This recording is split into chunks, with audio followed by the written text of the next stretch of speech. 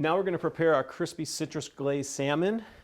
Before we get started, we want to get our pan going on about a medium-high heat. And these are our salmon fillets that we're using. We want to make sure that before we put them into this pan, that we pat some of the excess moisture off.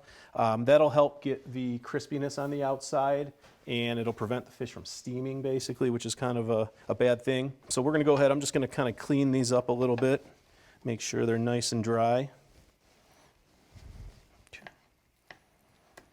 And I'm going to go ahead, I'm going to put my tablespoon of unsalted butter in the pan. And we're also going to do olive oil. And the reason we're doing this is that it'll help raise the smoke point of that butter, which means the butter just won't burn as quickly if it gets to a high heat. We're just going to kind of mix that around. And while that's coming up to temperature, I'm going to go ahead and we're just going to salt and pepper both sides of this salmon. Just a light little dusting.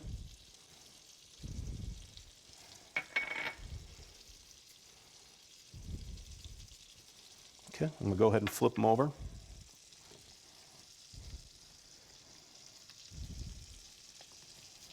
And we're just going to season them on that side too.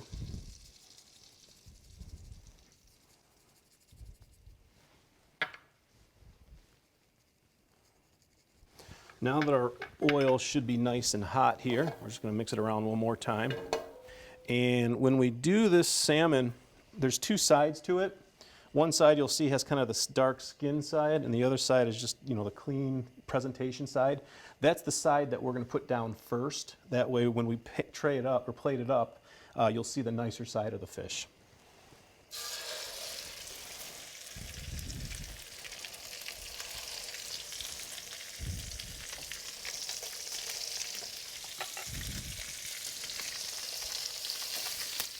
And we're going to go ahead and let this cook for about 3 minutes on one side.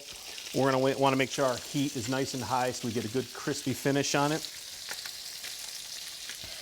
So the salmon that we're using is a skinless salmon, which means the skin side has been removed. You don't have to remove that, but for me it's just a preference thing. I think it's nicer, it looks nicer. You don't have to clean it off when you're eating it. You can eat it, but you don't have to. Also want to note, I chose to use a Teflon coated pan.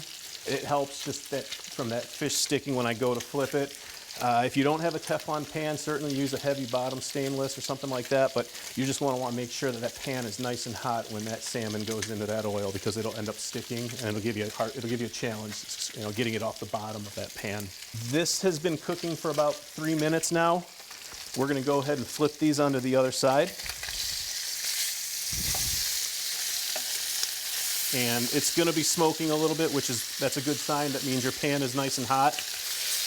And you're getting a nice crispy edge on it.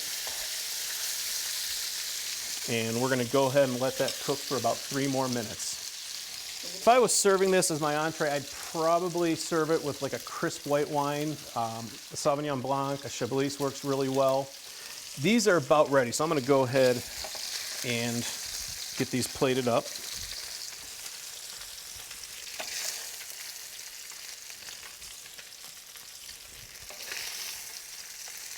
Just drain off that excess grease if any of it's caught on the spatula there.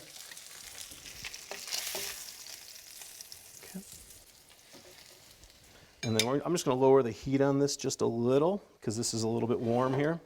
And I'm going to go ahead, I'm going to take my chopped garlic that we have. I'm just going to put it in there. Just give that a quick stir just to move it around. I'm going to add the orange marmalade. And we're going to do the honey.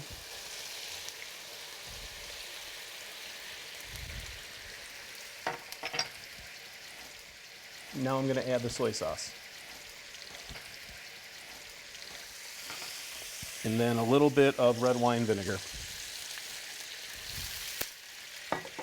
And we're just going to go ahead and move that all around, get it all mixed up. At this point, you can just turn the heat off because you're just going to let this sauce simmer gently, and you can kind of hear it just cooling down, and it's going to be like a syrup.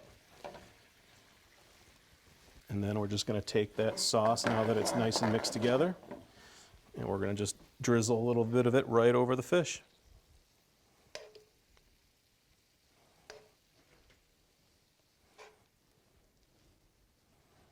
And we'll just sprinkle a little green onion over the top. And this is our crispy glazed citrus salmon.